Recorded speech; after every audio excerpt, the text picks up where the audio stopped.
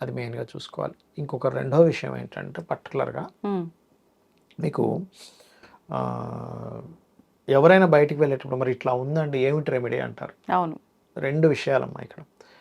దక్షిణామూర్తి స్తోత్రం ఒకటి, రెండవది ఏమిటి అంటే దత్తాత్రేయుడిది, కాలభైరవుడిది. దక్షిణామూర్తి అండ్ కాలభైరవ స్తోత్రాలు కనుక చదువుకుంటే మనకి తెలియకుండా మనం ఆపద నుంచి బయటకు వచ్చేస్తాం. తెలియకుండా ఆ ప్రాంతానికి వెళ్ళిన వాళ్ళు వెనక్కి వచ్చేస్తాం. ఎందుకు అంటే మన బుద్ధి అలా అవుతుంది. ఈ 2.5 సంవత్సరాలు శని ఎప్పుడైతే మీనరాశిలో ఉంటూ ధనస్సును చూస్తూ ఉంటాడో ఇక్కడ జరిగేటువంటి విషయాలు ఏంటంటే ఈ ఆటిజం కేసెస్ పెరుగుతాయి, బ్రెయిన్కి సంబంధించిన కేసెస్ ఎక్కువగా పెరుగుతాయి. ఎందుకంటే బ్రెయిన్ ఈజ్ గురువు, జూపిటర్.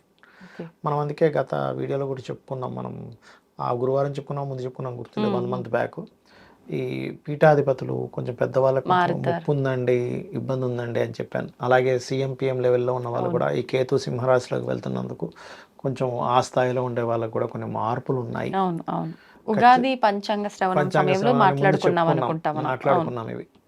ఈ జల ప్రళయాలు వస్తాయి, కొంచెం ఈ నేవీ వాళ్ళ మీద ఇవన్నీ ఉన్నాయని చెప్పుకున్నాం. అందుకని నేను చెప్పేది ఒకటే, అందరూ కూడా దక్షిణామూర్తి స్తోత్రం కనుక చేసుకుంటే శని యొక్క మీనరాశి మీద ఉండే శని ప్రభావం తగ్గుతుంది.